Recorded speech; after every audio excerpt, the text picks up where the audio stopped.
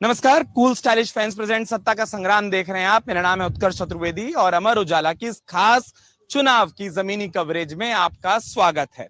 हम पहुंचे हुए हैं आगरा में। सुबह से आपने तस्वीरें देख ली, सुबह से आपने आगरा की चाय पर चर्चा भी देखी, युवाओं से चर्चा भी देखी, लेकिन अब शाम का वक्त है और वक्त है उस राजनीतिक चर्चा का जहां पर सियासी मुद्दे खूब उछलते हैं, खूब उनकी बात होती है, खूब उनका जिक्र होता है और जिक्र होता है उनके साथ जो कि जनता से सीधा वास्ता रखते हैं, सीधा राब्ता रखते हैं, सीधा संवाद करते हैं। यानी जनता के बीच में पहुंचे हुए इस लोकसभा क्षेत्र के वो तमाम जनप्रतिनिधि जो अपनी अपनी पार्टियों के जरिए जनता के बीच में अपने अपने मुद्दों को इस चुनाव के दौर में बखूबी रख रहे हैं, अपने अपने तर्कों को गढ़ रहे हैं और कुछ जहां पहला पहुंच गया वहां दूसरा पहुंचकर अपने अपने हिस्से के जवाब भी दे रहा है, वितर्क भी दे रहा है। विरोधी अक्सर मजाक में कहते हैं कि सामने वाला कुतर्क भी दे रहा है, लेकिन कितने तर्क हैं, कितने मुद्दे हैं और मुद्दों से उतर किधर बातें हैं। ये देश का चुनाव है, लेकिन आगरा की जमीन के मुद्दों पर कितनी बात हो रही है या नहीं हो रही है?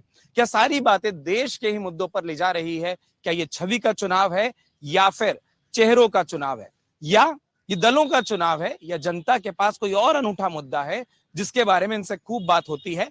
बिना किसी देरी के एक बार ये तमाम चेहरे आप देख लीजिए और एक एक करके परिचय कराना अक्सर बड़ी चर्चा में मुमकिन नहीं हो पाता, लेकिन फिर भी जहां से आप तस्वीर शुरू कर रहे हैं, ये तस्वीर उस गठबंधन की है जिसे कहा जा रहा है और जिसके बारे में एक बड़ी प्रेस कॉन्फ्रेंस हुई। ये कहा गया, ये दिखाने की कोशिश हुई कि वो एका जमीन पर मौजूद है। समाजवादी पार्टी और कांग्रेस गठबंधन के तमाम नेता, तमाम जनप्रतिनिधि जो कि आगरा की जनता के बीच में मौजूद होते हैं, वो हमारे साथ हैं।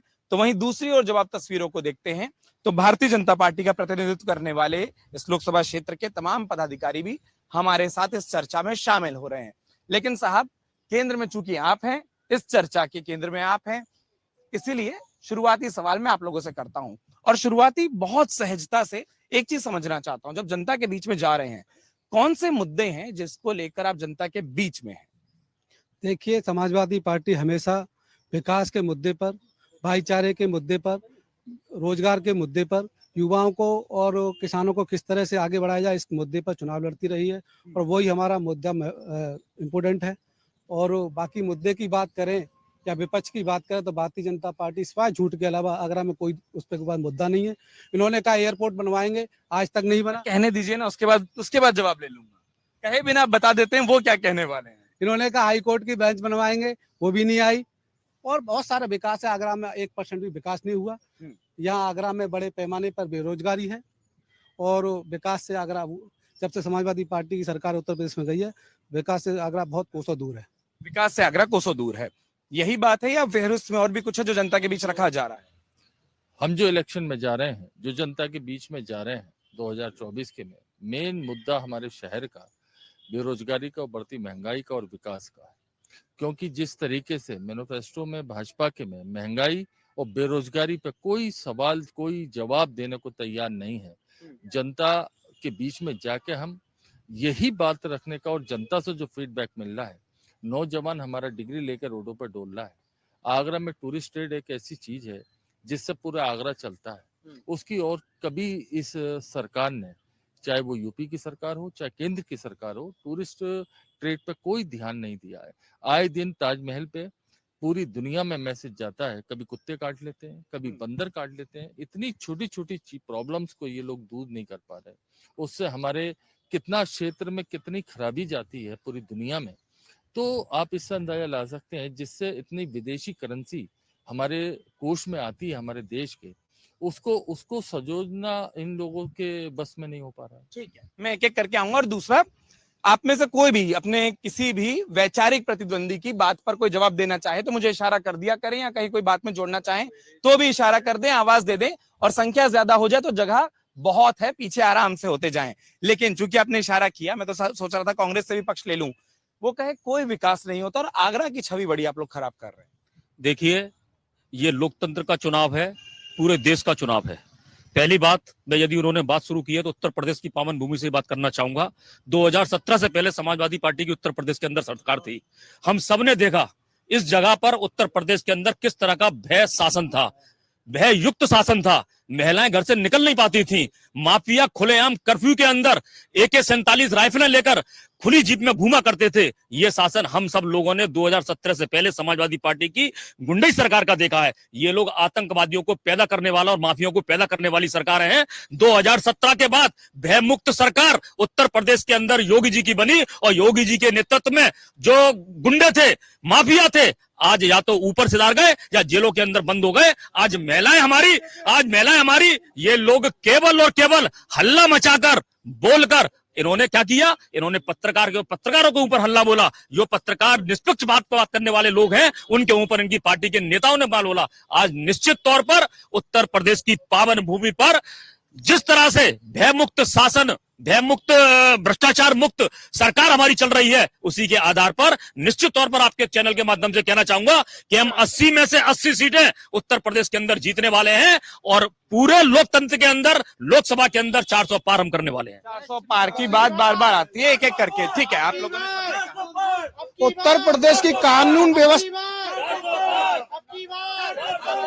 उत्तर प्रदेश की कानून व्यवस्था का आलम इस कदर है कि भाजपा का नारा बेटी बचाओ नारा नहीं, चेतावनी थी कि भाजपा के लोग सरकार में आएंगे तो इनसे बेटियां बचाने की जरूरत है। कानपुर में किस तरीके से बेटी के रेप हुआ और उसका पिता आत्महत्या करने मजबूर है। वाराणसी में किस तरीके से भाजपा के कार्यकर्ताओं ने उस बेटी के साथ छेड़खानी करी, 1.5 महीने तक भाजपा के कार्यकर्ताओं को पकड़ा नहीं जाता है।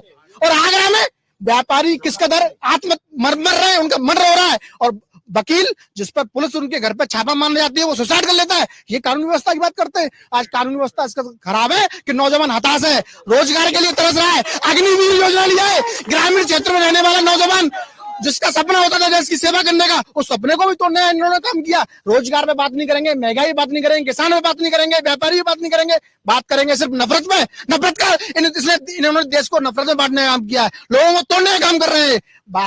भाजपा के खिलाफ इंडिया गठबंधन और समाजवादी पार्टी के लोग इस देश को जोड़ने का काम कर रहे हैं। जब से गठबंधन हुआ है तब से ये आरोप लगाए जा रहे हैं कि साहब विपक्ष जो है गुंडाई करता था।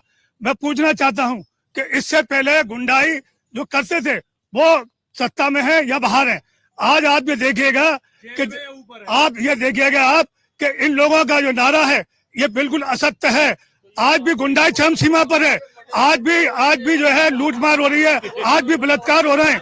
प्रधानमंत्री बैठे रहे तो नारी शक्ति से तो यहाँ पे ये लोग जवाब दे दें।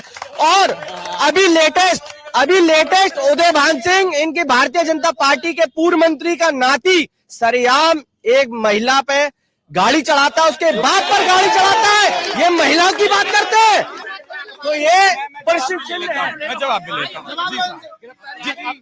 अपराधी साहब हमारी पार्टी का हो। देखिए, अभी कांग्रेस पार्टी के प्रवक्ता बड़े गर्व से कह रहे थे कि हमारा गठबंधन हुआ है। मैं कहता हूं ये गठबंधन है। एक पार्टी जिसने 60 साल इस देश के ऊपर राज किया हो, एक पार्टी जिसने 60 साल इस देश पर राज किया हो, उस पार्टी ने छोटी छोटी रीजनल पार्टियों को अपने आप को गिरवी रखने का काम किया है। रही बात आम आदमी पार्टी की, मैं इनको बताना चाहूंगा, कल आम आदमी पार्टी जो इनके गठबंधन में शामिल है, उस आम आदमी पार्टी के एक मंत्री ने, जिसमें 7 विभाग का वो मंत्री था, उस आम आदमी पार्टी के उसने कहा है कि केजरीवाल महाभ्रष्ट आदमी है। उसने अपने पद से त्यागपत्र दिया है, मंत्री पद से त्यागपत्र दिया है, यहाँ तक कि विधायकी से भी त्यागपत्र दिया है। एक मिनट, मैं ये बोल रहा हूँ वो एक मुद्दा है और उस मुद्दे पर क्यों नहीं बात हो जाती कि महिला सुरक्षा पर क्या बदला? बात करेंगे महिला सुरक्षा पर। आप 2017 से पहले 2017 से पहले जब समाजवादी पार्टी की उत्तर प्रदेश के अंदर सरकार थी। अगर आप ये वीडियो YouTube पर देख रहे हैं तो हमारे चैनल को सब्सक्राइब करें और बेल आइकन को दबाना ना भूलें। अगर आप Facebook पर ये वीडियो देख रहे हैं तो हमारे पेज को लाइक करें।